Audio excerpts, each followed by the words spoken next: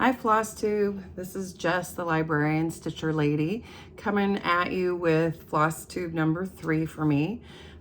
It's been really great. Everybody has been very supportive.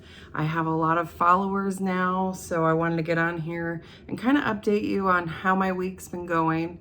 It's been a pretty busy week and weekend for work and projects I have going on, so I wanted to share. Now, I told you all that I don't just stitch. I do a lot of other crafts for work and for myself. You know, I'm an all-around crafter. So I wanted to share, before I get to my stitching stuff, a few of the things that I have been working on. Right now, my table is covered in oil pastels. So I have a whole big set of Senneliers. Sennelier is one of the top brands of oil pastels. And when I saw those videos on like TikTok or on Facebook Reels or whatever, they would do those wonderfully blended backgrounds. And I found out most of them are done with Sennelier pastels, oil pastels, which have the consistency of like lipstick, okay? The cheaper they are, the more like crayons they become. I did find a very inexpensive set I got over at my local quilt store because they also have art supplies. It is the Cottonwood in the Park, and I'll put the link below if anybody's interested. It's in Severna Park, Maryland.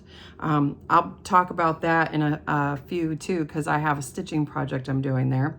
But they had these Faber-Castell oil pastels, and I got them and I gave them a try, and you know, they're not bad. They're better than the cheap ones that like the there's an Amazon brand, it's like Craypoc or something like that. They're not the best. They're like crayons, honestly. I would rather use crayons to do blending than those. But these are pretty good, and they have great colors. Let me show you. I really liked them because of that. So those are really nice, bold colors. Okay. So I definitely recommend these if you want to give any of those quick videos a try. That's what motivated me to get started in oil pastels. I've done, let's see,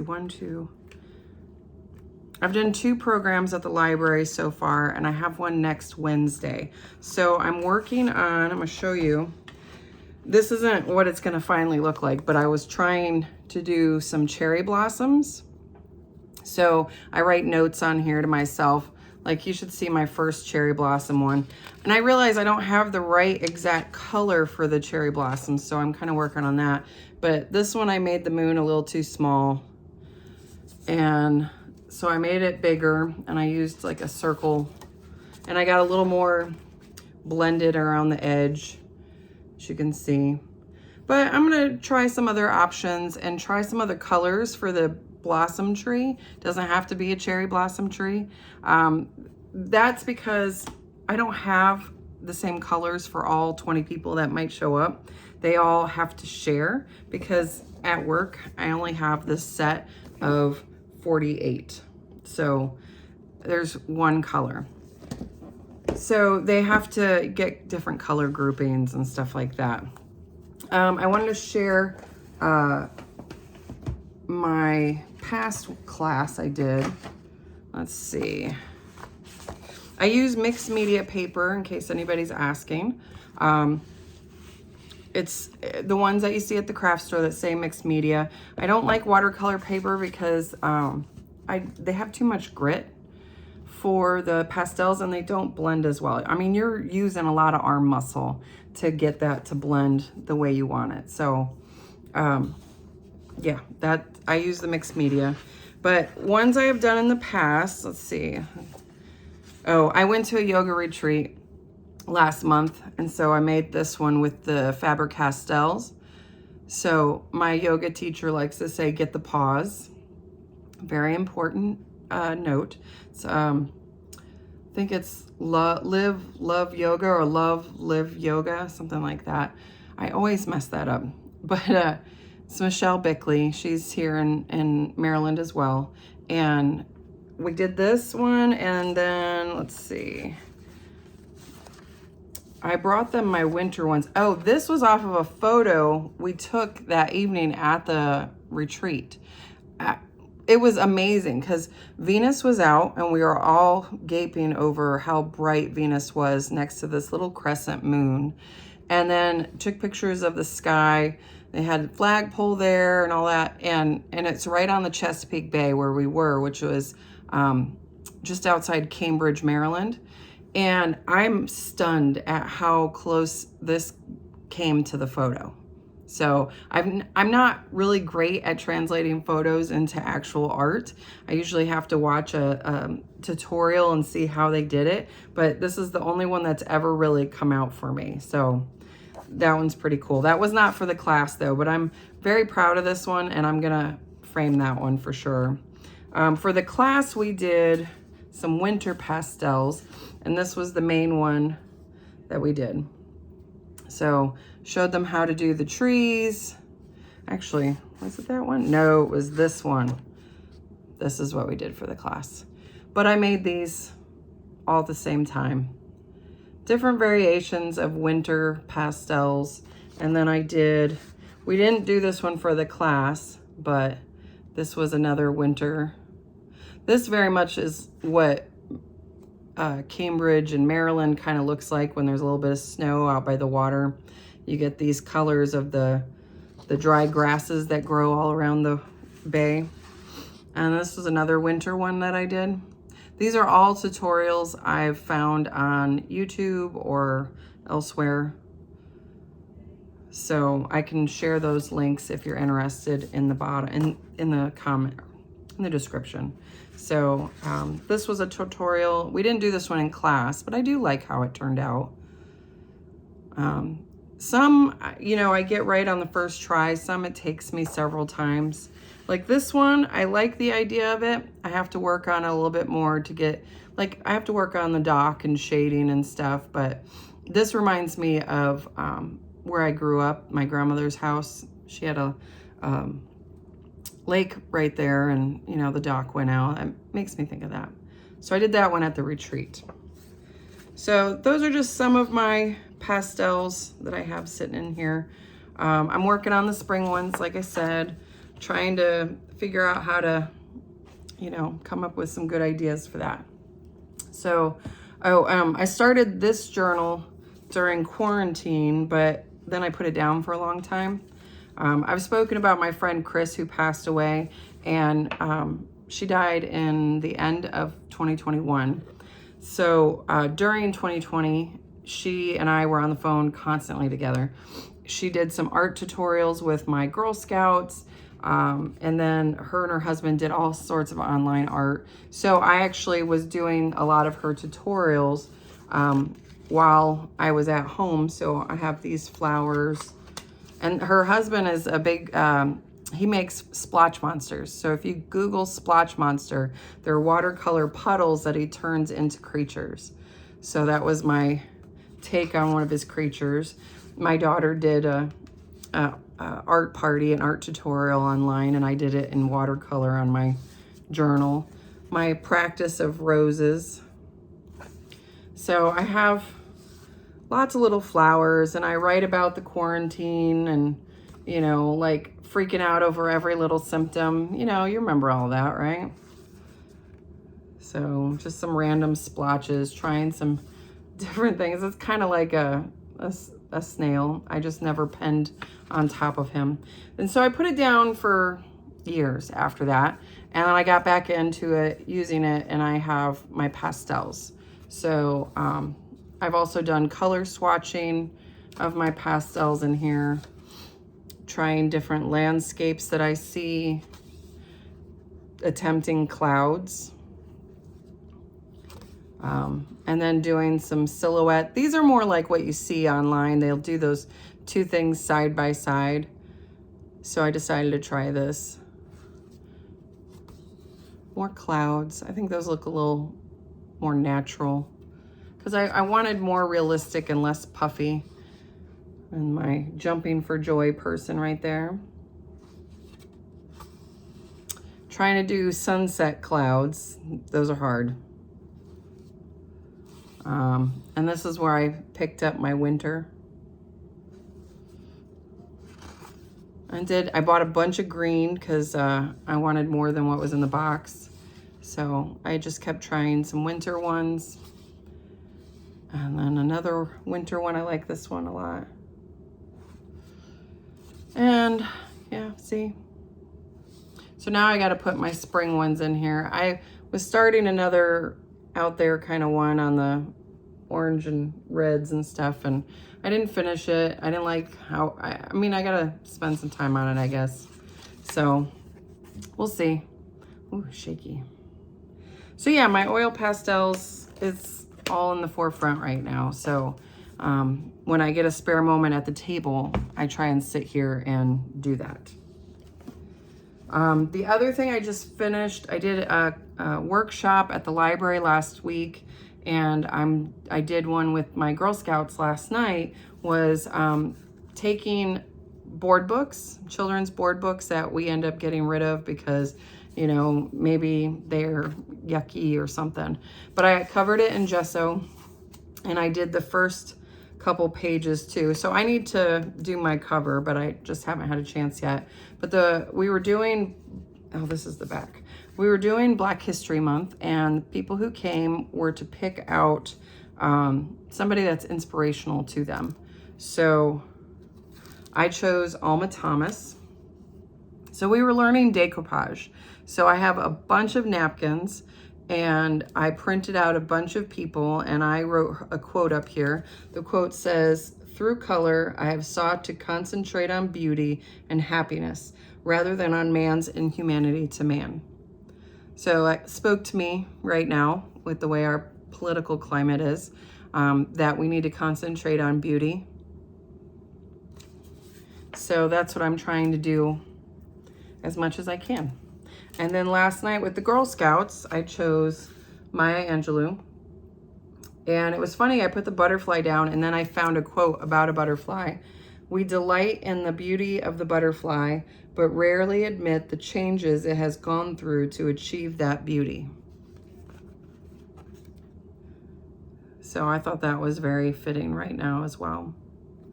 So my goal is to, with the Girl Scouts and with people who come at work, that they get inspired to gesso more pages or bring this back, and we can do another layout. So I'll be doing, mostly I stick to the heritage months right now, and we can find inspirational people in all walks of life and hopefully have a full book of things that inspire us. So that's one of my other projects for work. But I can put this aside for a while because I'm done thinking about that right now unless I get inspired by somebody else. So that's fun. Okay, so on to stitching, and I'm going to talk about what I did on Sunday. So to kind of distract me from, you know, the news and all the stuff going on, I live in Maryland, so it's very much everywhere, whatever thing is on the news. So I decided I would enroll in a quilting class. I have never taken quilting ever. I know the basic functions of a sewing machine, but I've never done anything like that. So the only sucky part was that my sewing machine seized up on me, so the presser foot wouldn't come down. My husband had greased it last month a little bit and got the presser foot to work, but you know, it didn't work again. I took it to the sewing machine guy, and he says the lubricant that comes with sewing machines turns into glue over time. So even if you got it to work, it's not gonna work again until you strip all that lubricant out from the previous time. So even if we had oiled it all, the old stuff, if it had been there, it still would have gummed up. So the owner of Cottonwood at the park, Cottonwood in the park, I think, in the park, allowed me to use her machine, and I'll show you my thing. Okay, so I'm a part of their VIP club, which gets you 10% on top of any discounts. So class people had 10% anyway, and then I got another 10% on top of that, and they call it Quack. I have no idea. I can't remember what it stands for them, but it's a quack discount is what they call it. So I got a tote bag. So you can see Cottonwood. And it's Quilting, Arts, and Antiques. So they have this whole antique thread throughout the whole thing. Antique furniture, antique fabrics. So you can find vintage fabrics. You can find quilt blocks that are already made from vintage time, from years ago or whatever that they've collected, and you can buy them and put together your own quilt if you want. I'm interested in, oh, that's pokey. Oh, I'm interested in doing some handkerchief embroidery, so that'll be fun. Okay, so I have this wonderful little bag, and so I keep all my supplies in there. Let me see where I can go with this. I bought one of those layer cakes, and for those of you who don't know, a layer cake is a stack of like 42 or so 10 by 10s of fabric that all kind of go together. So it's really easy for quilting to get one of those, and I only used about half of them, plus I had to get a neutral fabric. So the kit I bought, the layer cake, was very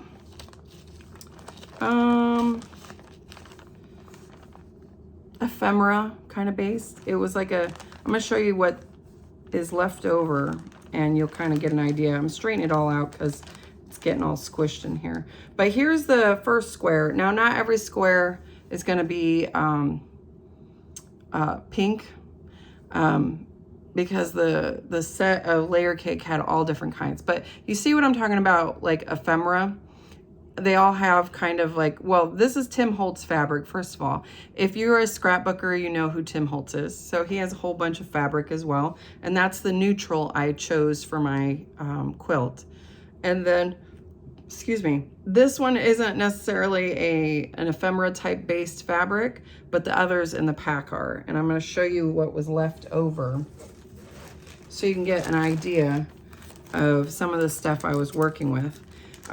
There's lots of different colors in there, like a kind of country blue, mustard yellow, blacks. So like I didn't use the black as much. I used some, so you can kind of see. So I have a whole bunch of different black ones. There's a repeat of patterns like these throughout all the different colors. They had it in gray as well. And then this was like what drew me. This is the ephemera, what I consider ephemera type based typography. There's writing on there. So these are the basic colors too, that kind of blue color. Now, they really didn't have any of the larger squares in this coral at all, which kind of made me sad because that would have been a good pop here and there. But they definitely had the blue, the mustard color, the gray. They didn't have, that lighter blue either, and that black. So those are fun. And let me see, I didn't use the neutral they had in here because I needed more of it and I didn't want it to look weird. Like, here's the neutral. It's writing, actually. You can see it as I turn away from the light. But I didn't want that to, clash with my other neutral I was going to choose. So here's another square. So very pretty, very fun to do. And we spent all of the class time. I got there, they let me in early because I signed up on Saturday and I was at work. So I couldn't make it to the shop before they closed at 5 because I was working at the library. And so what I did was talk to her over the messenger app. She actually answered, which was awesome. And she told me that her and the other person, DJ, would get there, they get there usually at 10 and they open at 11. So she said I could come in. So I got there bright and early at just after 10 o'clock, and she helped me pick out my neutral color and my layer cake. And then I didn't buy any batting or binding material yet because we're not to that part of the class, so it really doesn't matter. The instructor, her name is Nancy. She's a sweetheart. Her daughter Jennifer works at the store as well. So she took us through how to cut everything, and I went ahead and cut everything. As you can see, all my pieces are clipped together in order of how I want them. So I'm trying to be very careful with this bag. But she also, Nancy made us a quilt board. So just a piece of cardboard with some felt that she spray glued on there. So that way we could piece together our squares and figure out how we want it to look. So that was really nice of her. And hopefully I get my machine back and I can knock some of these squares out, because I can't stay the whole time on Sunday for the second class because I have a Girl Scout event to go to afterwards or during. So yep, I'm gonna work on that. I'm very excited about it. So that's a stitching project, right? I wanted to learn how to make small things.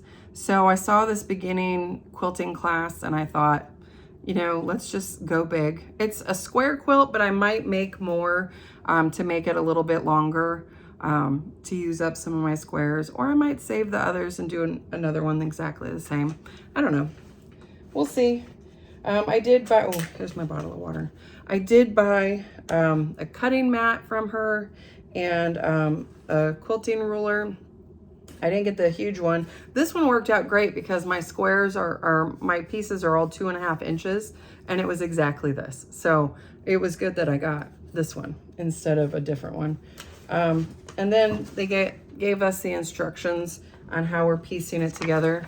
So you can kind of see, this is a free pattern from me and my sister designs.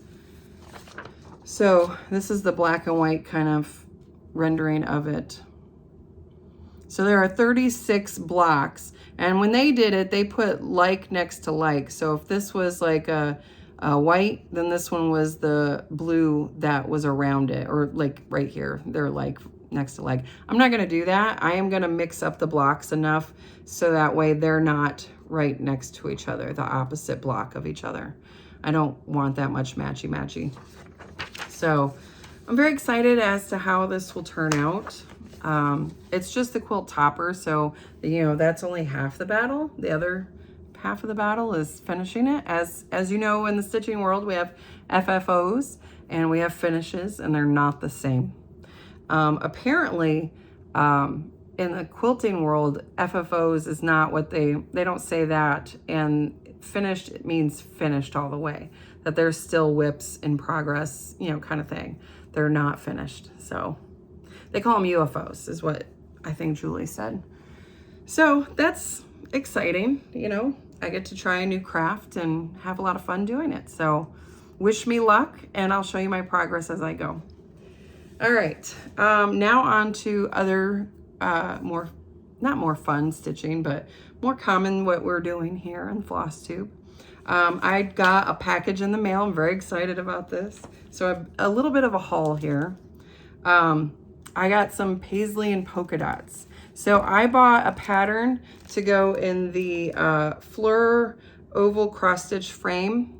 So Erin Elizabeth has patterns that use this, and I bought a couple of them. So I'm gonna finish this up to be very antique-y, and then I can switch out the designs that are on there. I really like that idea because then it's easier to store just the finished cross stitch in its oval form than the whole piece.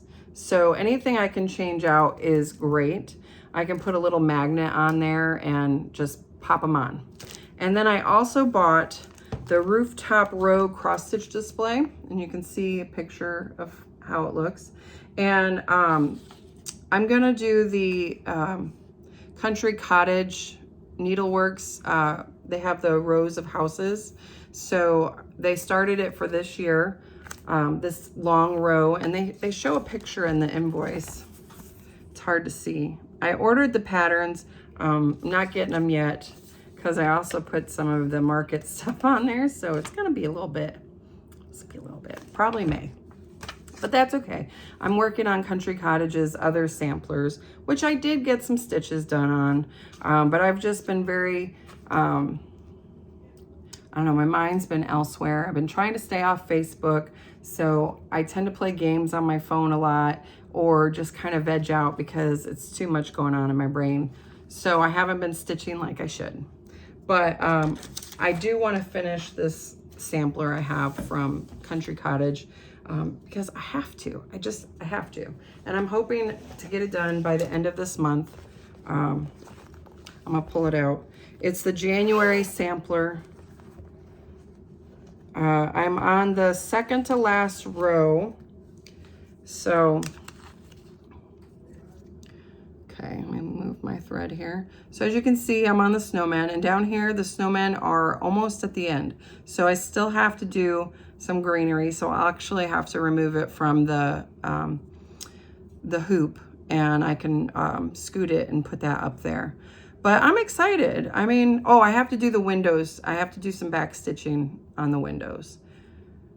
I was saving that until the end as well. But yeah, not too many mistakes in this, you know, knock on wood. And then I don't know if I'm gonna do February or move on to something else, and maybe next year in February I'll do the, you know, every year I'll just do that month or whatever. I don't know. I don't know if I can go through doing all 12 this year, but I'll see how it goes. I have all of them, so I can do whatever I want.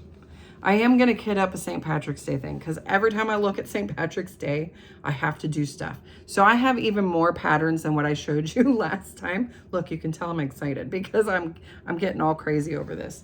I spent some of today looking at my past finishes and looking up my,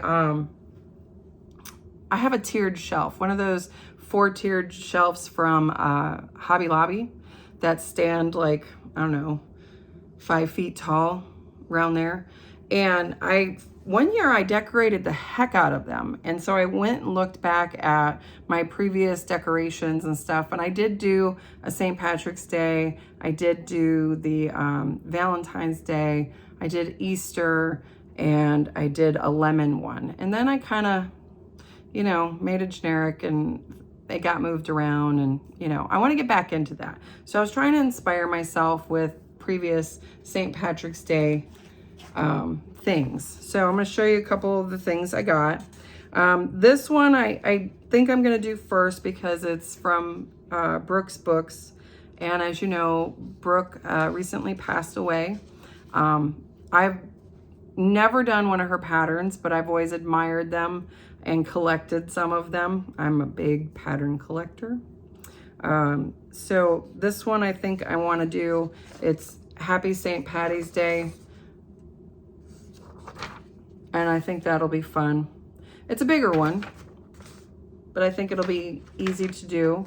And it'll be a nice little thing to remember her contribution to the stitching world. So I have that. I went online and found a bunch of free ones, or I paid for some other ones, or went through my stash because I found even more. I get a theme in me, and I am obsessed. I have to have all the things in that theme, right? So this is from Petite Stitches. This was a Fat Quarter Shop exclusive. It says Lucky. Okay. And then Lisa Thiel Design. Lisa, I don't know how to say that. Is it a T? Lisa Thiel Designs. So it's Clovers.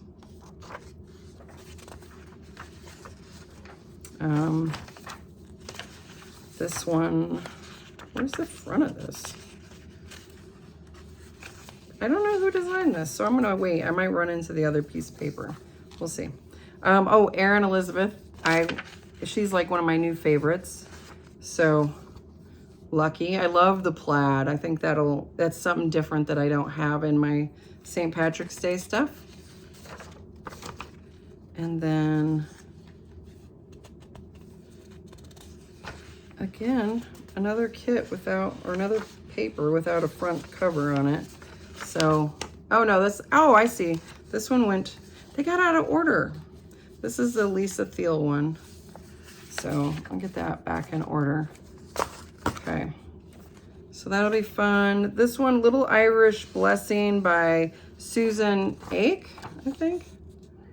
So very word heavy, but that's okay. I think that'll be fun. Another Lisa, oh, here's the, this one is Lisa Thiel. So, as you can see, it's called Luck. That's the one I found over to the side. I don't know why they got, oh, there's the key. I gotta keep that. Let's see.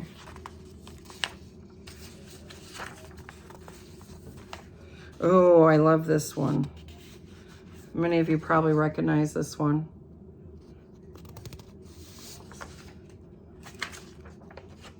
I don't see who it's from.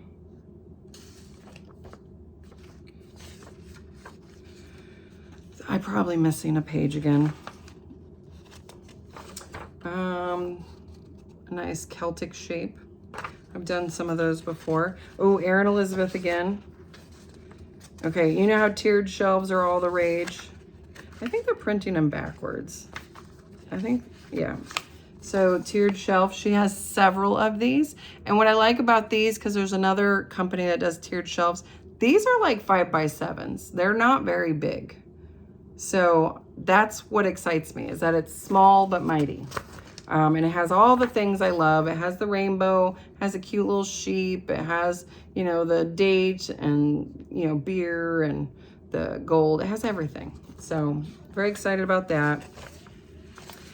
Again, I think my computer put pages out of whack because I know I have the cover sheet for this one. It says Emily Call on it, St. Patty's. Very cute. It looks really great stitched up, but I think that's out of order. March Clover Quilt. I feel like that might be a primrose one, but again, it's out of order. Ooh, here is Erin Elizabeth, March 17th. Oh, it printed double-sided this time, I swear.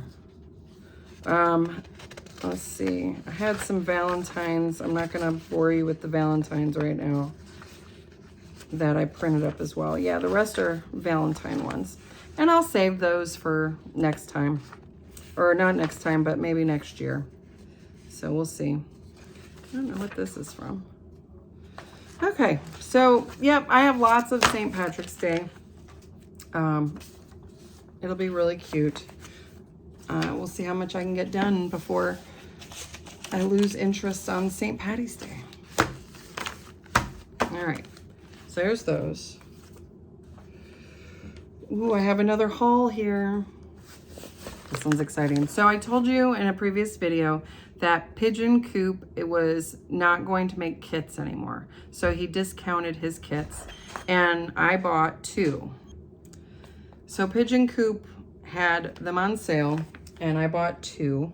Sorry if I repeated, I had to pause, talk to a child of mine. And I bought 2, and they're not for me. My mother-in-law loves outdoors, and I told her to pick what she wanted, if there was any there that, you know, sparked her interest. And she chose the wolf one. It's just called Wolf. And then the Camping Sunset.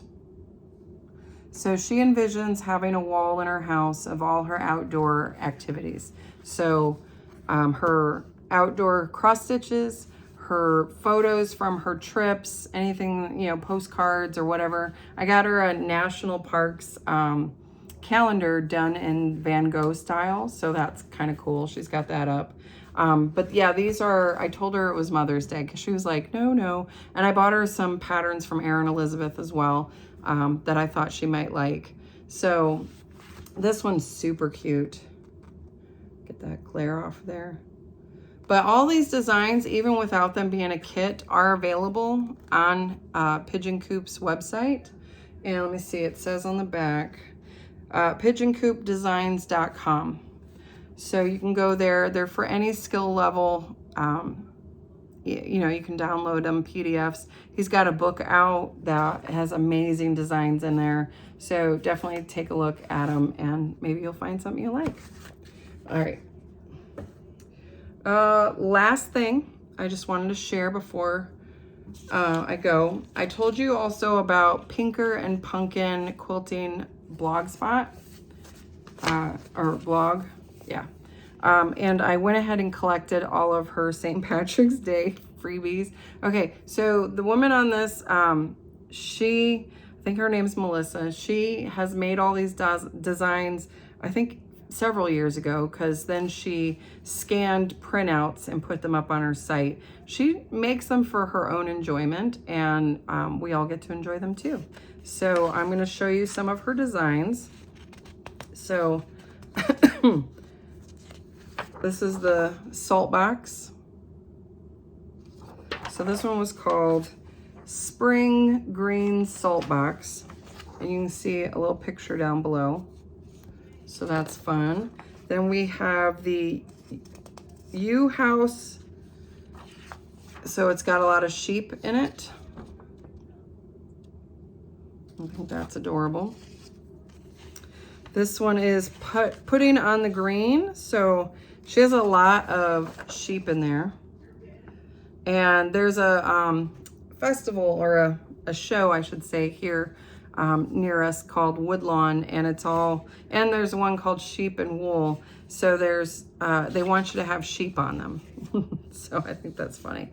This is shamrocks, gold, and chickens. So the pattern colors are not matching in the piece, but she's got one for like all the seasons or whatever, of a woman, you know, chasing after, or she's got a flag and she's got chickens on there, and there's Irish things.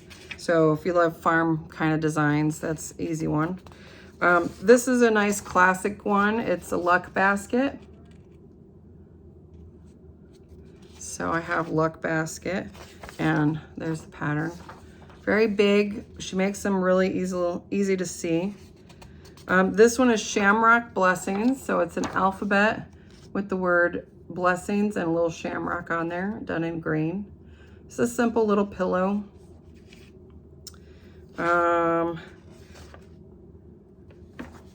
Then let's see. Oh, she's got little teeny ones. She calls them trifles.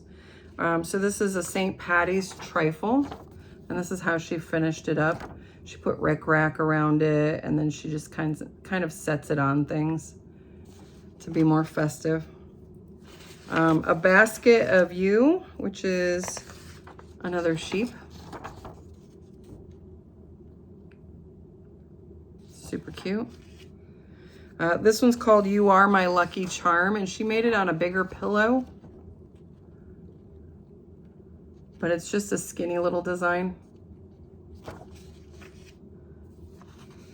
And then St. Patty's Day stamps. So she does several stamps, and sometimes she has a overall frame. You can put them all in together. Sometimes they're standalones. So this is her standalone. It just says Lucky. This is a free pattern by, I don't know where I got this, but it says Nancy Banzook, Kiss Me.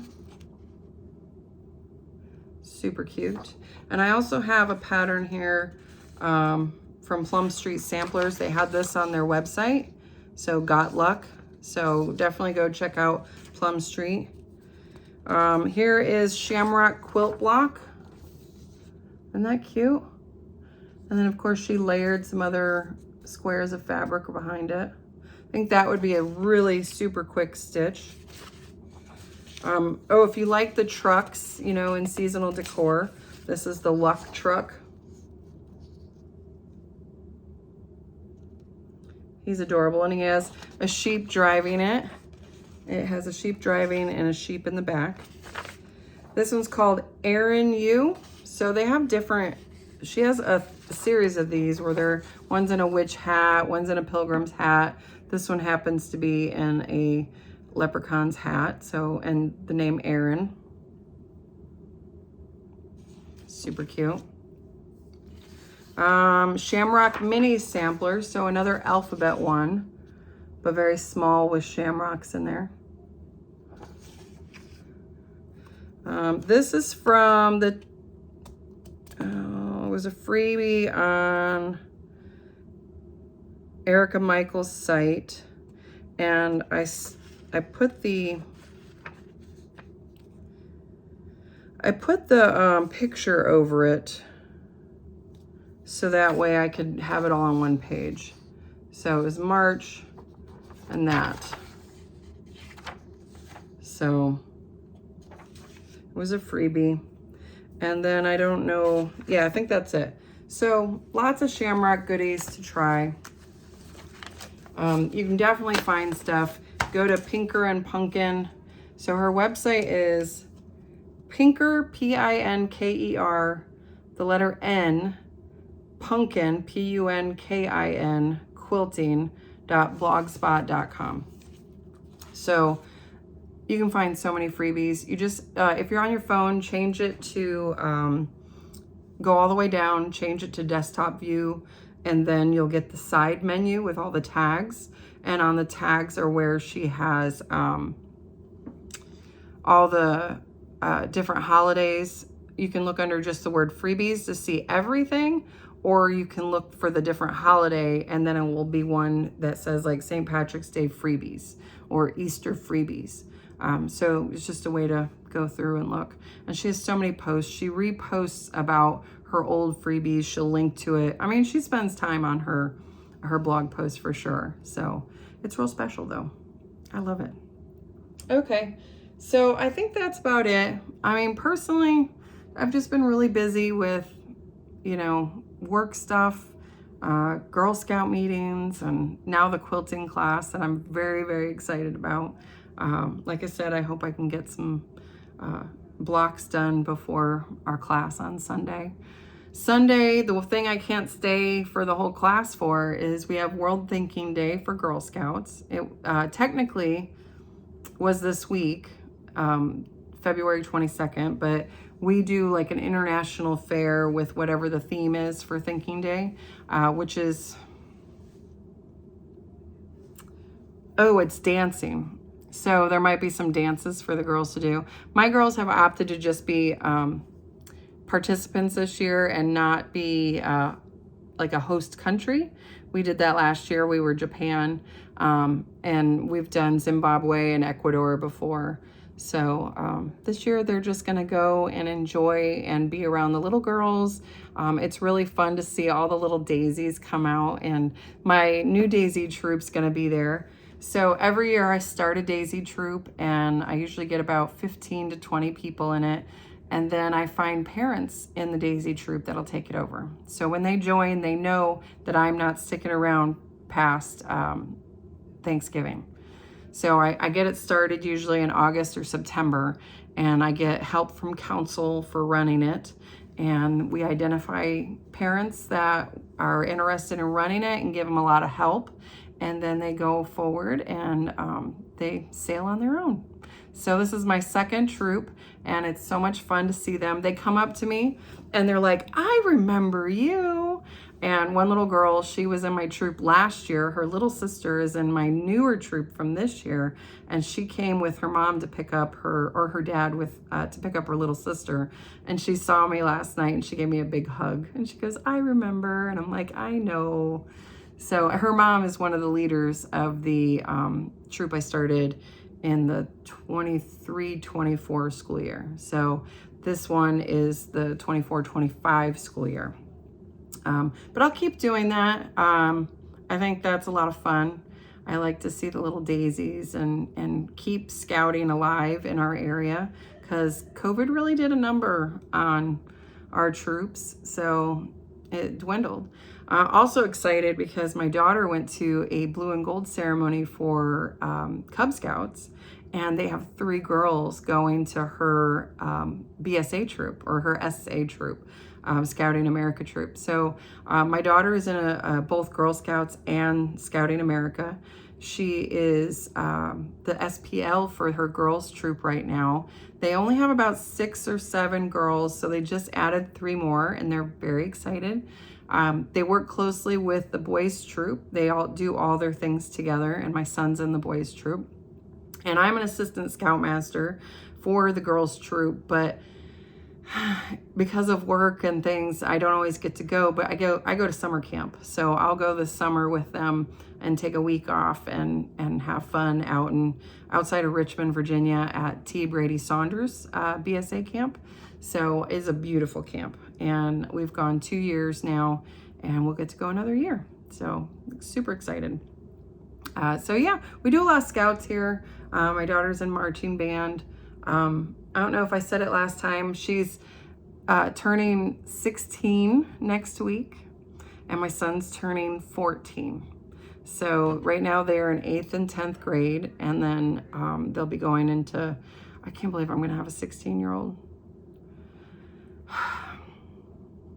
If I can get her to get her driver's permit, I'd be much more content right now, but she has not studied for it yet. She has to take the test first to get the permit, and then I told her she can take as long as she needs to get the driver's license, but we need to get the permit now, because I need to start teaching her before it's, you know, she gets to be 18 years old and we're starting from scratch then. I don't have the time then.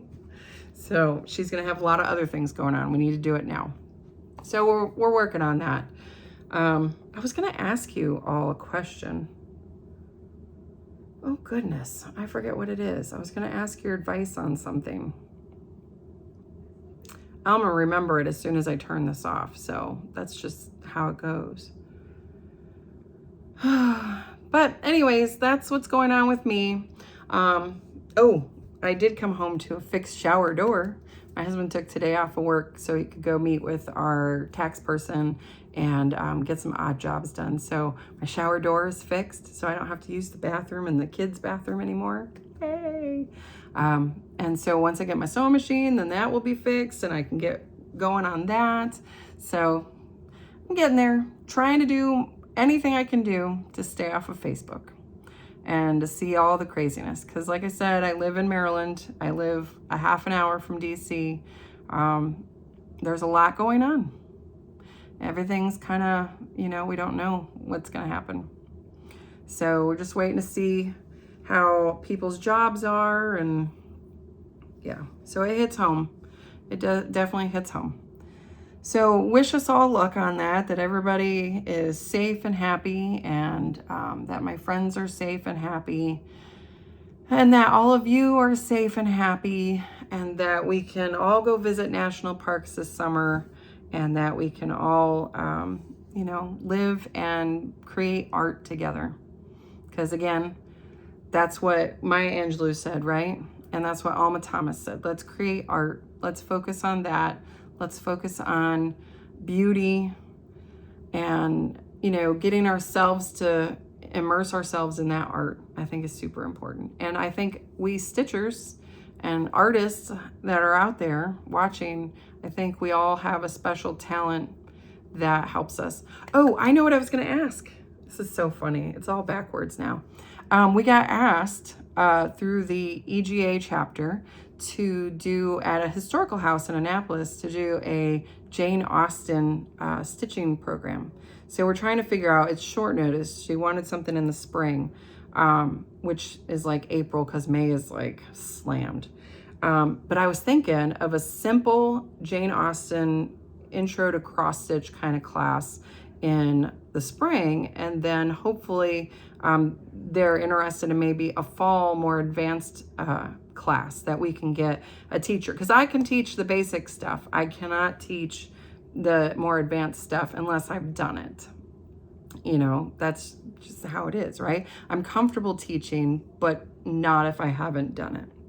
And I don't know if I would feel comfortable by the fall for teaching something that's surface embroidery or something like that. But I can do cross stitch, and I can do a bookmark or something small. I saw online somebody did Jane Austen silhouette in a really small size. It was just black, and then they had a little oval frame. And I thought, wouldn't that be nice to go to a class at this historic place?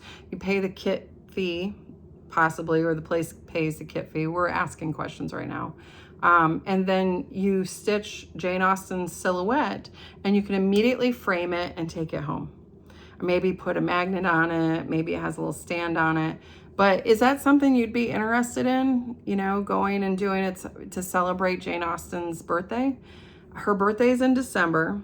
It'll be her 250th year. So that's why you see so many Jane Austen kits. There was a market pattern that was Jane Austen. There's several out there. So if you just look up Jane Austen on Etsy, you're gonna find a ton. I even checked out a book from the library. It's called Jane Austen Embroidery. It is more complex stuff and finishing and all that stuff. And it's surface embroidery. But I thought a little cross-stitch piece would be a great intro, and they could come out with something, and then we could have something for more hardcore stitchers in the fall. What do you think? Does that sound like something you would go to? That way you can see the historic house that we're at and celebrate that time of year. Who knows? I am going to do a Jane Austen cigar box for the library, I think, in December. So if you're local to me, get to see that. I'm working on an Edgar Allan Poe one right now, but I think the Jane Austen one would be really cute to have little things inside of it, like sewing notions and stuff, because she was such a huge embroiderer. She loved all that fiber stuff. She, I think, either knitted or crocheted. Don't quote me on either. I just know she did something with yarn. That's not my strong suit, is doing those, so yeah. So that's, you know, what would you be interested in? Would you be fine with a simple little cross-stitch piece that you can actually walk away with it finished, or would you want something a little bit more complicated that you could take home with you? We're working on to see how much space we have and how long that they envision this. So I'll let you know the details, but I'm very excited. I'm in the outreach committee for our EGO chapter in our area. And yeah, this is gonna be a lot of fun. I'm all about the literary stuff, yay! So anyways, everybody be safe out there, stay happy, stay healthy, and keep stitching, okay? See you next time, FlossTube, bye.